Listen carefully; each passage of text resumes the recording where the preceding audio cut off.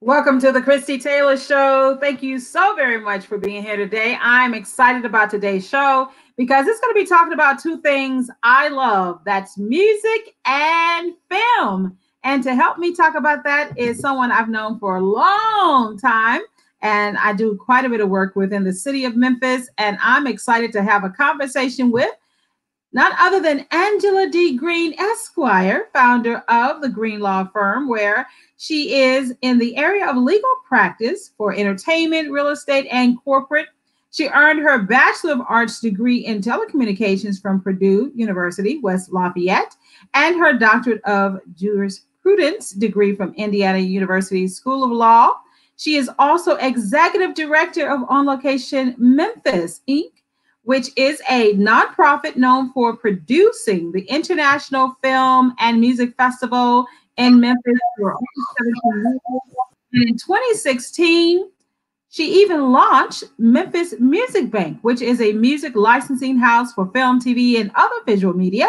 And over the years, Ms. Green has represented or worked with Larry Dodson, the former lead singer of the Barcades, the Funk Master Tour, Mr. Dale, Molly Music, Lil Rounds, Black Rock Revival, and various artists and entertainment companies across the country. She has served also as a guest panelist for the Franklin International Film Festival, International Black Film Festival, the Memphis Music Foundation, the Memphis Music Commission, Atlanta Gospel Fest, Bobby Jones Gospel Industry Retreat, and NABFEME. I want you all to help me welcome my sister and my colleague,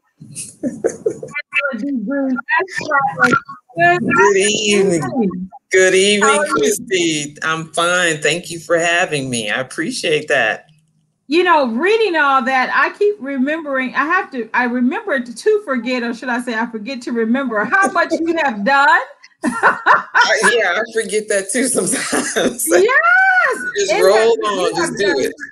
It definitely has been a lot that you have brought to the table, and I'm excited that tonight we're going to get a chance to have a good conversation this afternoon about all that you have going on. Now, first of all, as far as Attorney Green, you have represented quite a few people, and that was just a fragment of those that you have represented or worked with.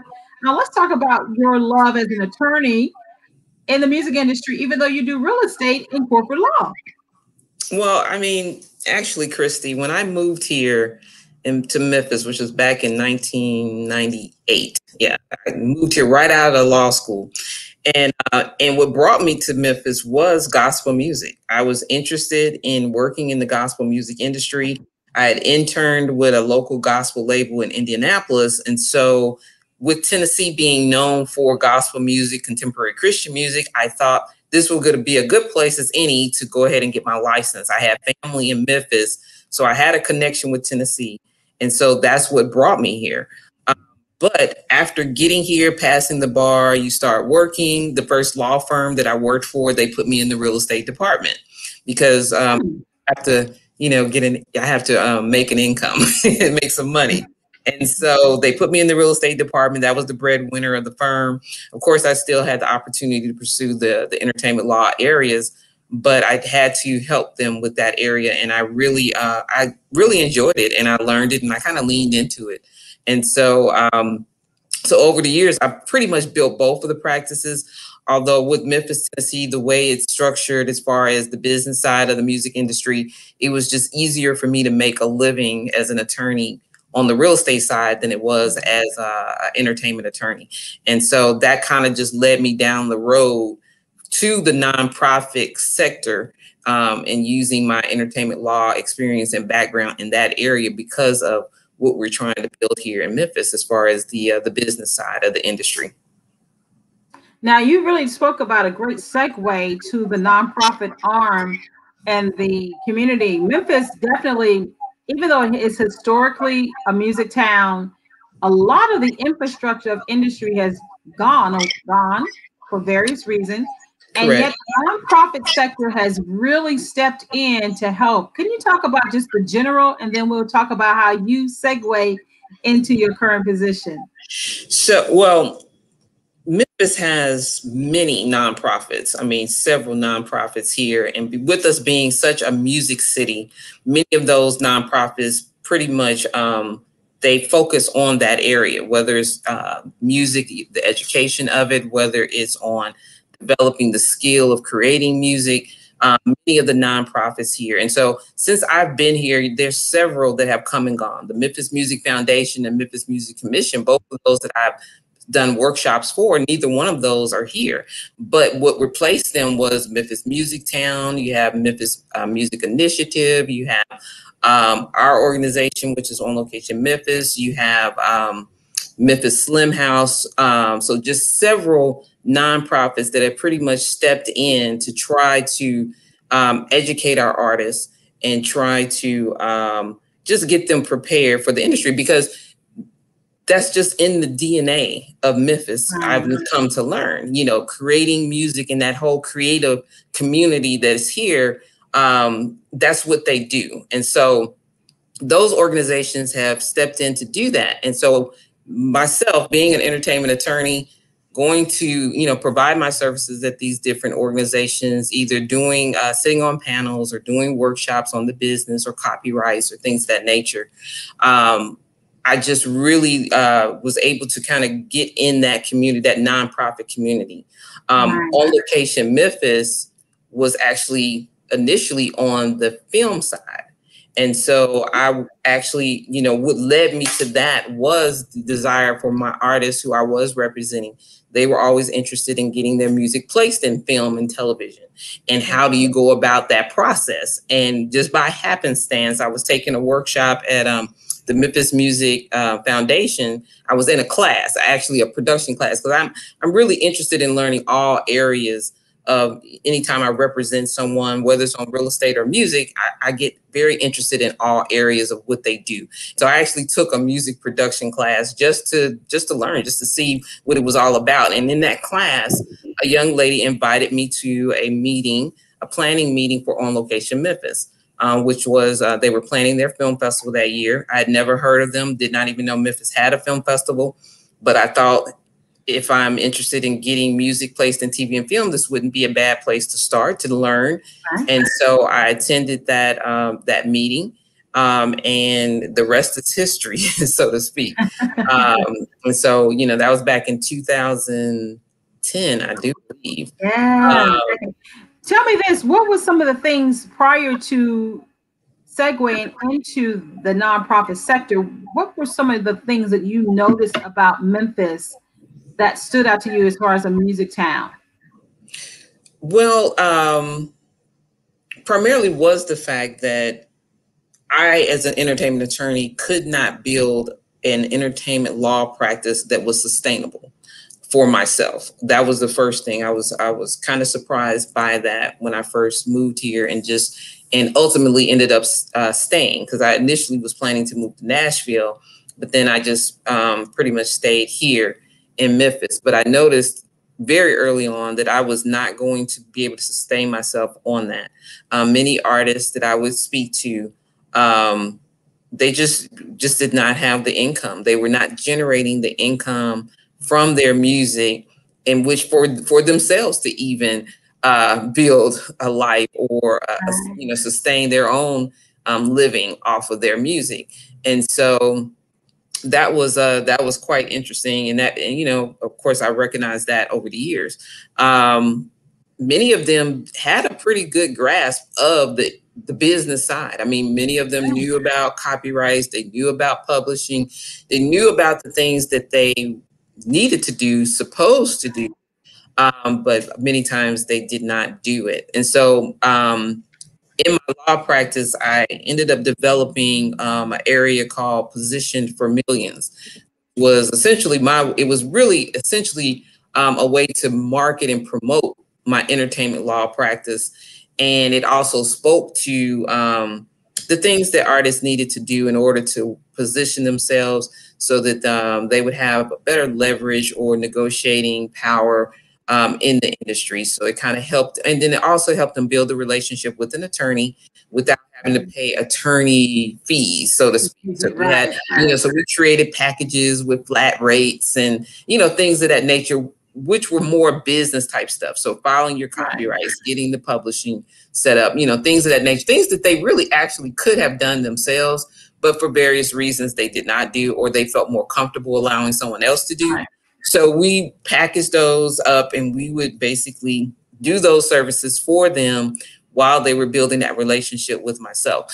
And so, and it was through those artists that I, gained through the Position for Millions moniker is what kind of led me to On Location Memphis, because we started talking about the placement and the money that can be generated through music licensing and things of that nature.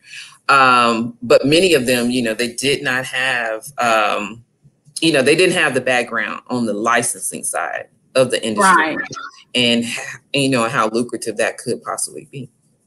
So then that does bring us back to you being invited to taking a class on music production and then being invited to On Location Memphis. Now, when you came across them, they were very much still considered a film festival, very indie, very, very indie, but they also had a music component to it. Let's talk about that.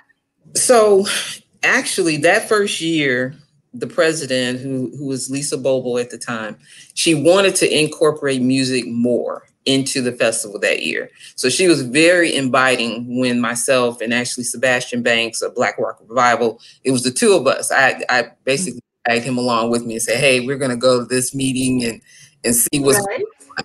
And so and I think that was why the young lady who invited us, she was at the Slim House and things of that nature, and thought, we would be good for the planning committee. So that was the first year they were incorporating music a little bit more. And so Sebastian actually took over and headed up that committee. And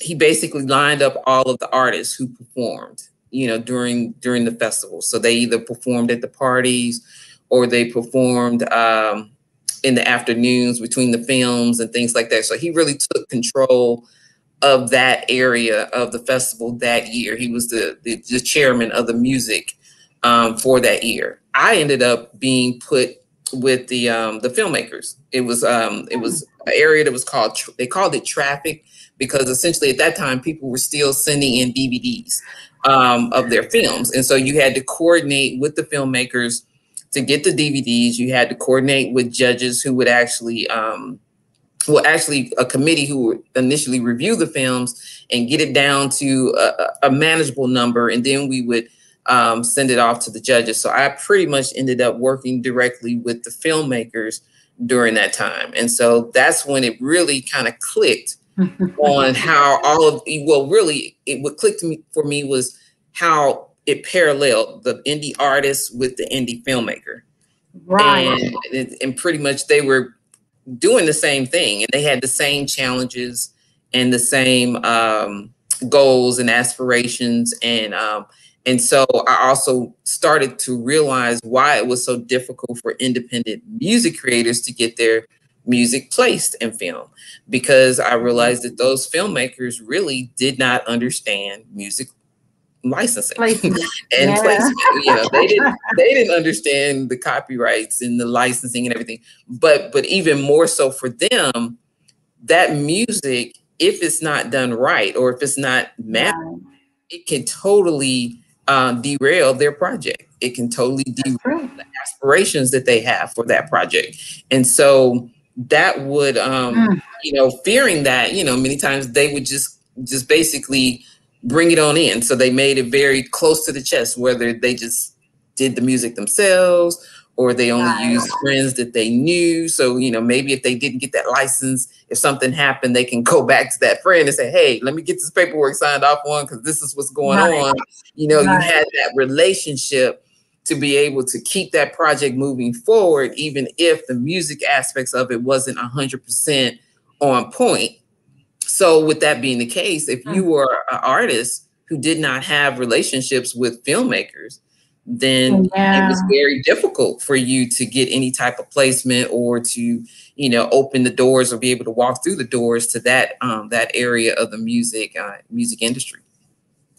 Of course, that's going to bring us to what has evolved in the last couple of years as you kind of fast forwarding as you began to be involved with On Location Memphis, at some point, the founder retired.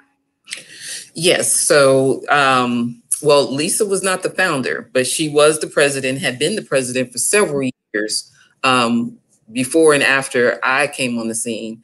And so around 2014, she was just ready to sit down. She was ready to let it go.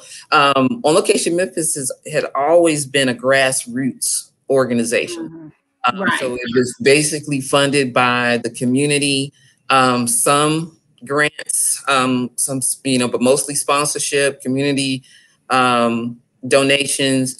I don't believe it had ever received any type of foundation support. So there was never staffing. There was, paid staff who were dedicated 100%, to the organization and to putting the film festival together each year. So it could be very difficult putting that on, raising the funds, and then actually putting on the festival with a totally 100% volunteer staff. And so, after so many years of doing that, I can understand why she was ready to, let it go. And so she kind of put it out there, and I kind of felt the organization had more to give, to the community.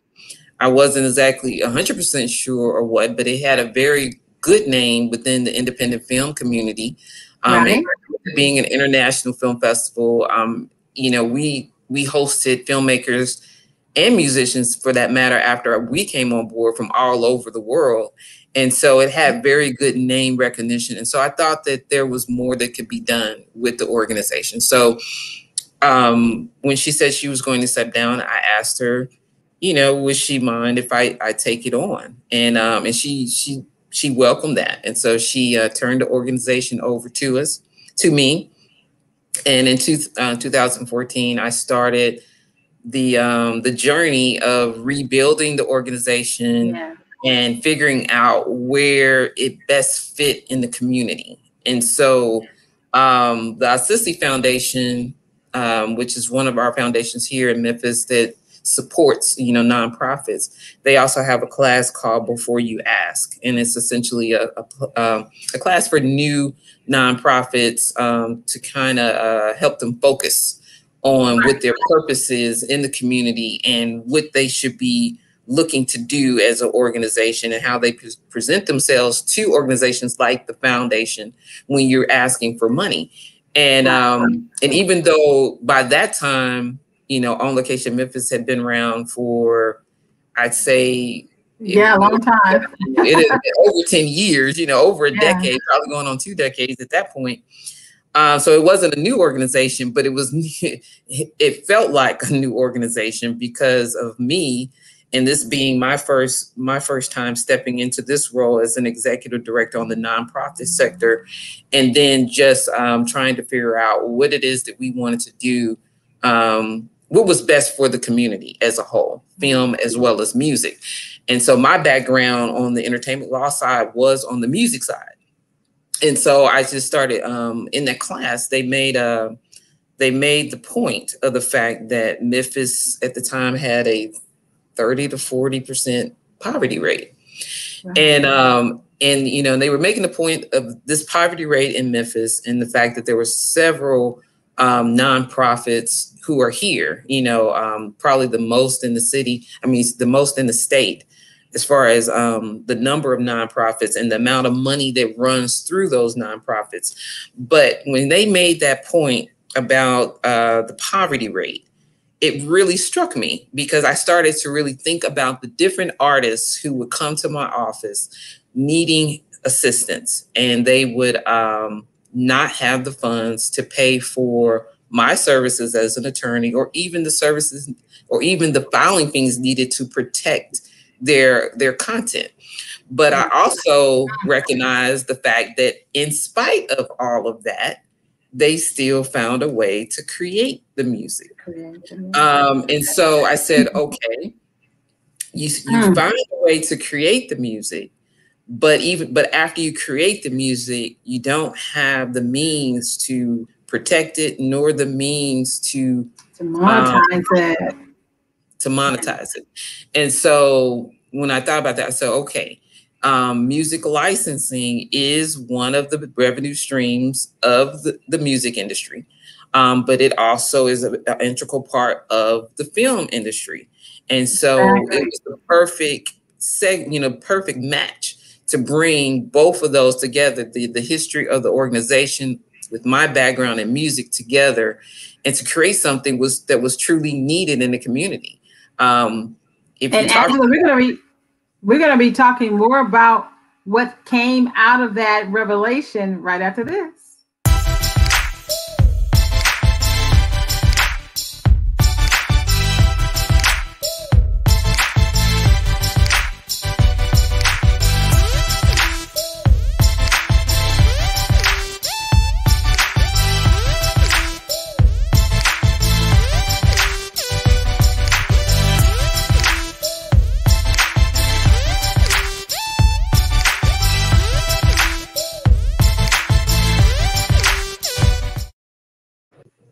We're back with Angela D. Green, Esquire, and we are definitely getting to the good part of the story, where she's in her own journey about coming to a music town and not being able to practice in a city full of musicians, but coming to the realization that her gift and her skill set could still create something. And this comes as the executive director of On Location Memphis, but realizing that the poverty rate in Memphis was impacting the creative community, particularly musicians and filmmakers. So this is where we get to the good stuff. Let's talk about what came out of that revelation, that creatives are impacted by the scarcity of income, generating opportunities in the creative community.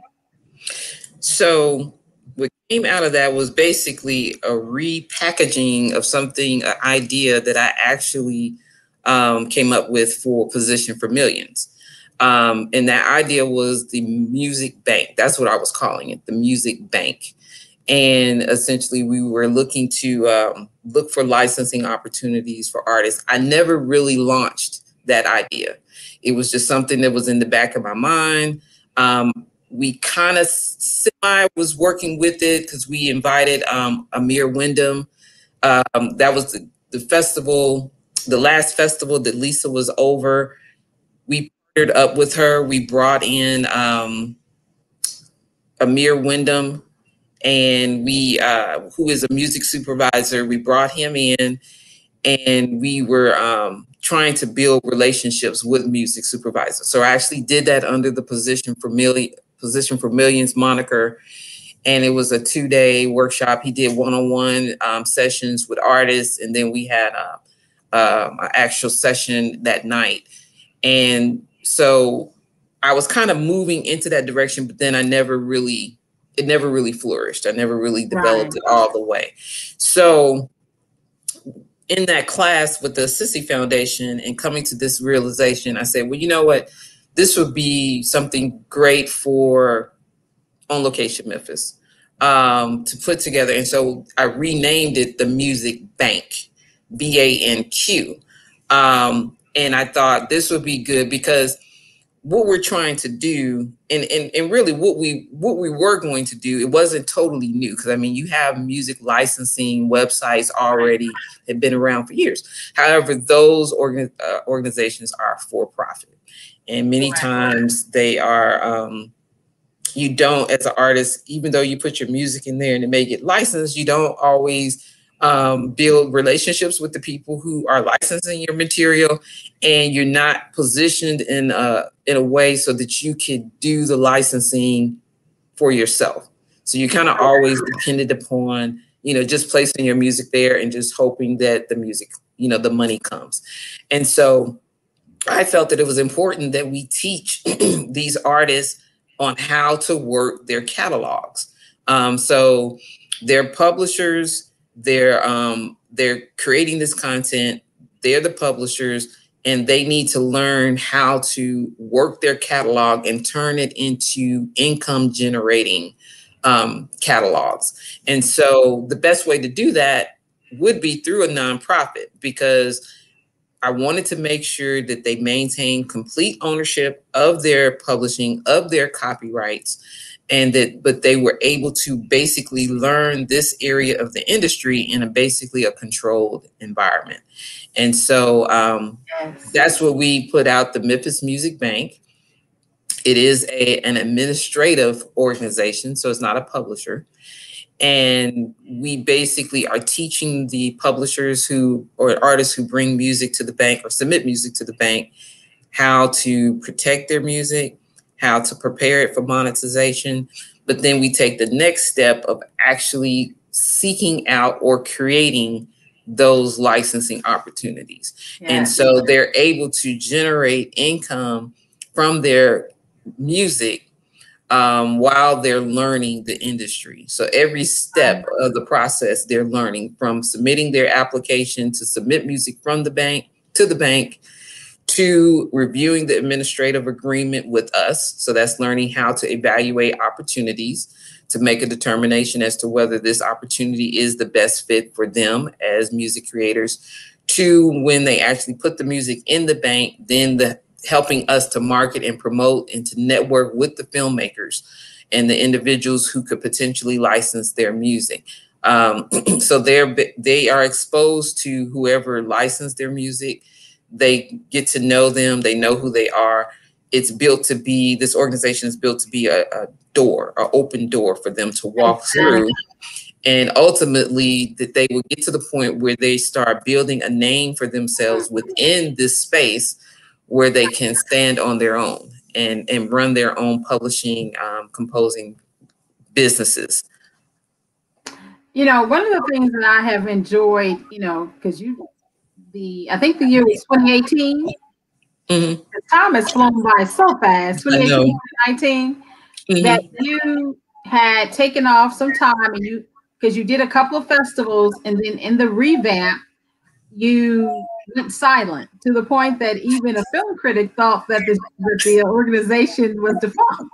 Only to realize that you were rebranding and rebuilding and creating the Memphis Music Banq, which you launched the fall, I think, of 2018 and 2019. 2019.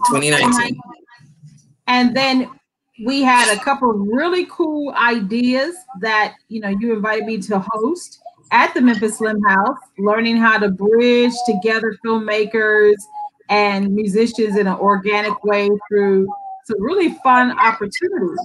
Mm-hmm. And then for the Memphis Music Banq's mixer competition.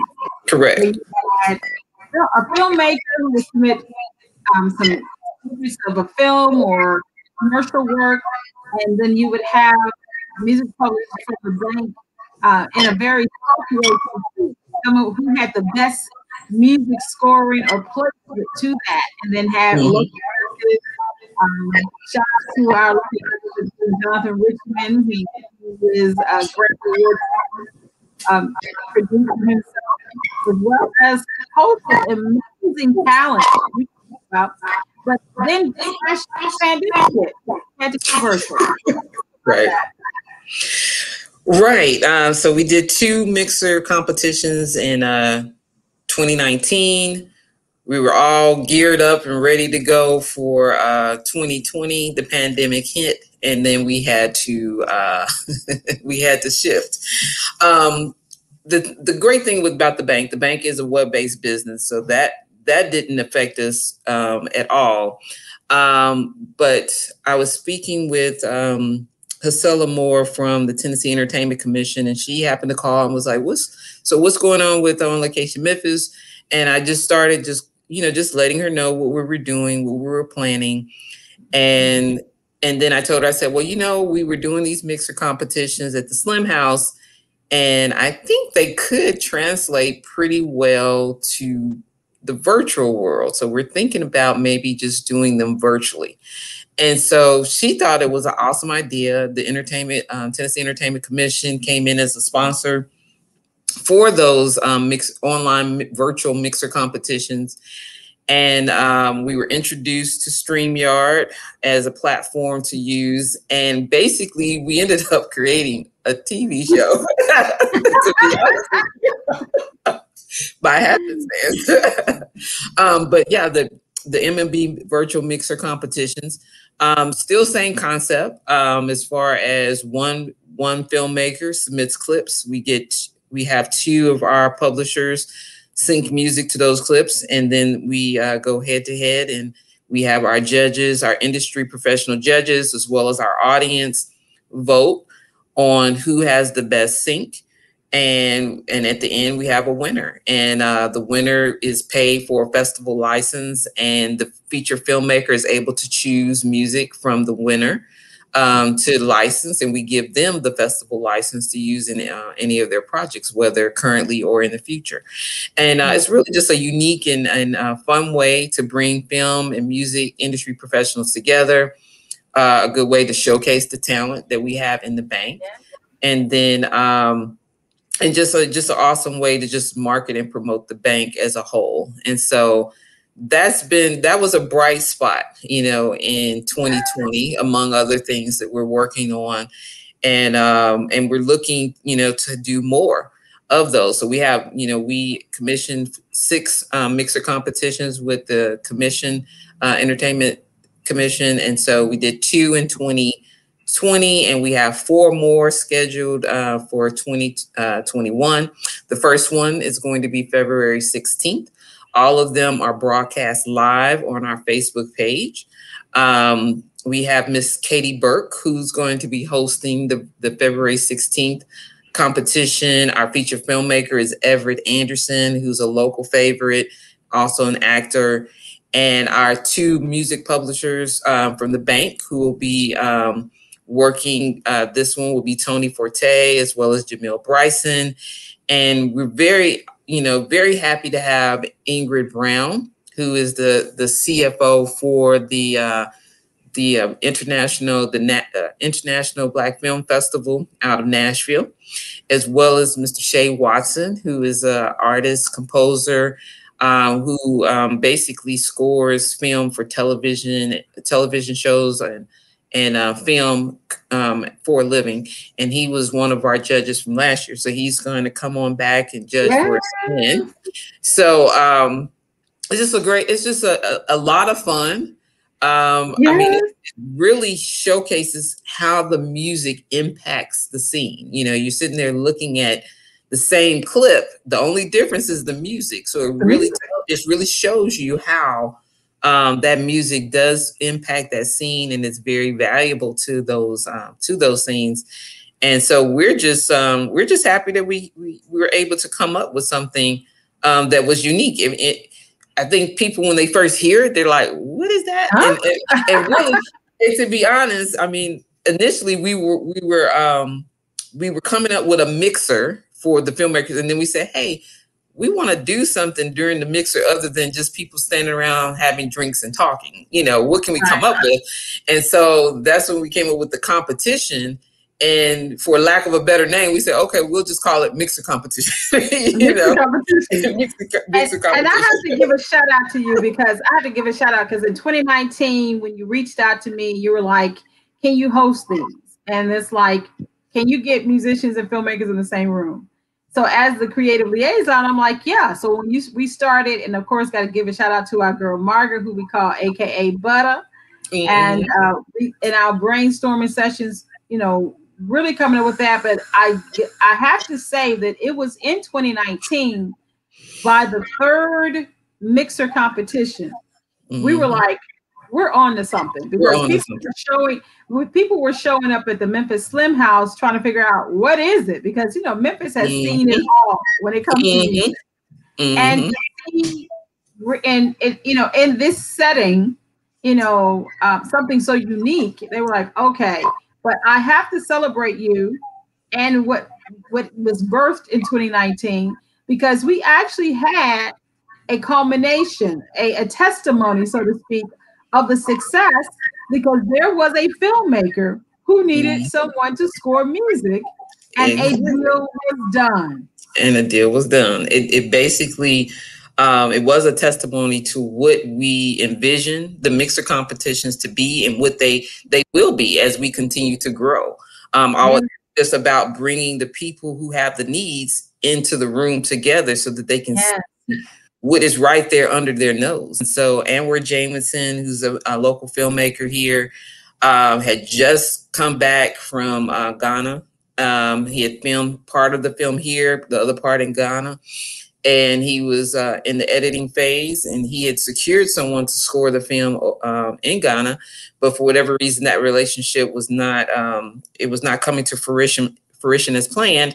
And so he was in need of someone to score his film. And he felt more comfortable if he could find somebody who was local so that they can kind of, can see you and touch you and, you know, you can be right there. And so he said, I think he said he got the flyer at another event, another film festival event. He was there and he got the flyer and he was like, what's this? I'll just come and see what this is all about. And he got there, he said it was, you know, he tells me, he said it was the dopest thing he's ever seen. You know, and really it does, it helps, no matter who wins the competition. Everybody wins. The talent of whoever is competing. And so all that matters is, you know, he's looking and you're getting a taste, you know, you're seeing how this artist is handling these clips. And he said, you know what, he's looking at both of the artists, you know, both of them were talented and good, but then he's like, I think Kirk can handle this film. And so he came up to me and he said he wanted to connect. And so he actually did. And we were able to put the two of them together. And then once it was clear that they were going to be able to work together, then we did draft and negotiate the licensing scoring contract. And it was our first success story. And it is exactly what we want it to do. And we're looking forward to more of those types of success stories in the future. As a matter of fact, it was such a beautiful thing because in 2020, in the midst of us, you know, having to be safer at home and social distancing, the movie did come out. The movie did come out. It is currently available for screening on Amazon. So shout out to him because he was able to place, they even went to Ghana and did a screening and premiere. Did one here locally at our other film festival. So shout out to Anwar and Kirk, a success story from the mixer competitions. And of course, I have to say this too. One of the benefits of going virtual in 2020 was the fact that we are now able to tap into, because we talked about Katie, we were going to be going to Nashville, and now we're able to go to Nashville and tap into their talent pool virtually. And there's so many other opportunities for expansion. So I'm excited and I want to celebrate you for really seeing the vision and the need and tapping into the people who are definitely in support everywhere from Nashville to Atlanta to LA. And our goal, I can say this for you, is to tap into more music supervisors and have them be exposed to the amazing talent that we have here in Memphis. Absolutely, absolutely. And just to reiterate, the name of that film is Coming to Africa. So I just want to make sure we do say the name of the film, and it is out on video on demand everywhere. So Coming to Africa. Coming to Africa. And also to that whole situation, really 2020, it really, it just showed us, one, we were able to sponsor that film in the Indie Memphis Film Festival. We were happy to be able to finally be able to do that collaboration with Indie Memphis. And it basically illustrated the fact that the Memphis Music Banq is a companion piece for all of the other organizations that are in Memphis, whether it's film or music. The other music organizations can feed artists into the Memphis Music Banq. And then, of course, we're able to be of service to the filmmakers that are part of the other film festivals and film organizations to provide quality music that is legally sound, reasonably priced, so that they know that once they get this music into their film, television projects, that they're not going to have issues or concerns about it. Also, I feel like in 2020, it really opened people's eyes to the need for what we were trying to do. You know, of course, 2 years prior to us launching the Memphis Music Banq, you know, we had been touting the importance of finding alternative ways to monetize the music. And the importance, I mean, you know, we call it mailbox money, because this is money that basically shows up in your mailbox, and you sometimes you do and sometimes you don't know how you made the money, but it's just the system is created. And I think 2020 and all that happened, and you know, the unfortunateness of it all, it really highlighted the need for what the Memphis music is about and what we're trying to do for the artists who are in the state of Tennessee. They need a way to, alternative way to generate income off of the music that they're already creating and what they're already doing. And many people can attest to the fact that those royalty checks in the mail really sustained them in 2020 when they were not able to get on the road and not able to have those shows where they can sell their CDs and sell their merch one-on-one with the audience. And so, you know, I was very, you know, that was one of the other bright spots that came out of 2020. Just that validation is really what it was, validating the need and the work that we're doing. And we're just looking to kind of build upon that as we move forward. So as artists start going back to work in the different venues, that they're able to take this with them and supplement their income. That's right. Another success story that piggybacks on that is that there were publishers who were given opportunity to do work and make money last year, including one of our favorite in the mixer competition, and that would be none other than Rowdy. That was Rowdy, and yes, that was, and it was. I was just so happy for Rowdy. Rowdy had been with me at the beginning. You know, when I first had this idea of creating the Memphis Music Banq, the website, actually, the year before, I started talking to the music community. So I started attending the different writers workshop groups here, and then started having these Memphis Music Banq informational sessions. And so I was hosting those, I think twice a month on Tuesday night, and we were marketing, promoting, and putting it out there. And so we would have various artists who would just show up, you know, for the informational sessions. And in these sessions, I'm telling them, this is what I want to do. This is what I would like to do. I'm not saying I can do it. I'm still trying to raise money, but this is how it all will work. And this is what we're trying to do. And what would help me is if you would agree to sign a letter of intent, which basically says that you intend to put music in the bank if we are able to actually build this website. So we had several artists who said, you know what, we believe in what you're trying to do. Yes, we don't have a problem with signing a letter of intent. And Rowdy was one of those artists who basically signed that letter of intent on faith that I would find a way to raise the money to build the website. So he has been with us for over a year. And he was a part of the mixer competitions, and he's always been very supportive of everything that we have going on with the bank. And so Lynn Sidler, who's over the film commission here in Shelby County, she's been very supportive of me individually on Location Memphis, well before I was even a part of On Location Memphis. And so since I've launched the Music Banq, she's been very supportive in that too. And so when they received the funds from the CARES Act in order to put together a public service announcement geared towards the young adults, teens and young adults, encouraging them to mask up, she let me know that, hey, we're going to need some music, for this PSA. And, we'd like for you to submit some music. They had a couple of production companies that were going to submit music for consideration. And that's one of the things I tell artists, opportunities are going to come our way, but only if we have the music in the bank will it turn into anything.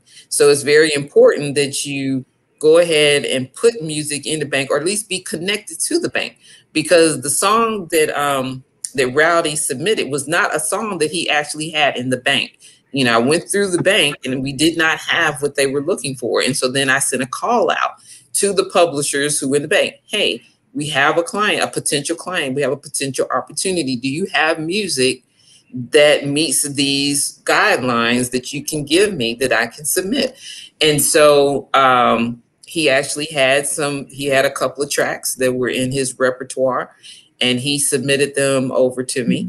And we were able to submit those to the production company. And the choreographer, she liked both the tracks. She said they were both spot on. And after reviewing all the tracks that had been submitted, she came, she circled back and said, hey, this is the one we want. Of course, I still went to work, and he had to submit all of the legal paperwork pertaining to that track to us, because we still had to do our job to make sure it's legally sound.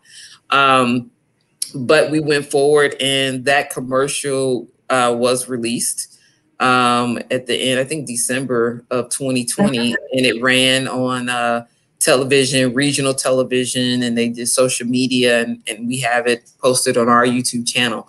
But we were very proud of that. And I was just proud for him to realize that opportunity, that licensing opportunity. And again, it's just helping to extend our brand and extend our relationships, because this is a production company we had never worked with before.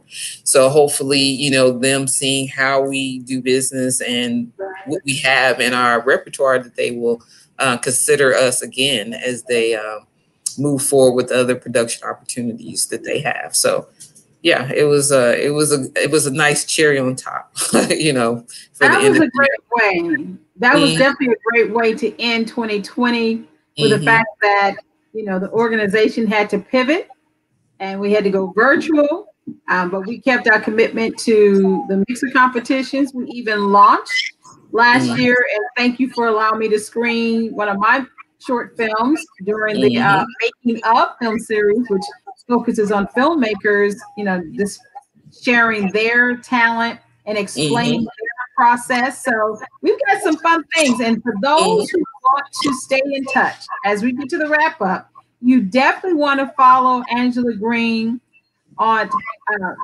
Instagram, as well as the website. First, onlocationmemphis.org. Onlocationmemphis.org is the hub for all things from the Memphis Music Banq, as well as some new things that are coming down the pike, as well as stay in the loop via social media on Location Memphis, as well as for those who want to go straight to the Memphis Music Banq, Memphis Music Banq with a Q. So onlocationmemphis.org is the hub. Go there to get all the information. So any last things you would like to say for 2021 that you can share? Well, 2021, we are shifting our focus slightly to our filmmakers. And so our mission, as we've rebranded our mission, is to teach entertainment business through real life application for those who are in the music industry, the film industry, as well as the arts industries. And so the Memphis Music Banq is our initiative for the music industry. And now we will be pivoting to the independent film industry. So we're working on a project that we hope to launch this year that's geared to them. But again, still bringing it all together, film and music and arts all together. So that's something to definitely make sure you're on our email list and keep an eye out for that, as well as other things that we're looking to do. And it's all about strengthening the workforce within the film and television production community here. Exciting. Well, thank you so much, Angela. This was long overdue. Thank you. Thank you very much in all of our business. I'm so glad that we were able to sit down and have this conversation. And thank you for allowing me to be a witness to what you are creating. and excited to participate as I can. Well, I thank you for always supporting, Christie. Always. I told you all she was going to talk about two things I love. That was music and film. And to be able to bring them together, yes, I love it. Totally love it. All right, we've got more to come. Be sure to check us out again on locationmemphis.org, as well as go to her Instagram on Location Memphis. And of course, make sure you find her on YouTube. We didn't talk about the YouTube channel. I know. Okay, so they can follow its YouTube channel is also on Location Memphis. And let me tell you, we have some amazing interviews from our music publishers, from industry leaders across the country. Be sure to check us out on YouTube as well. All right, it's time to go. But thank you all so very much for being here for the Christie Taylor Show. And again, thank you, Angela Green, Esquire.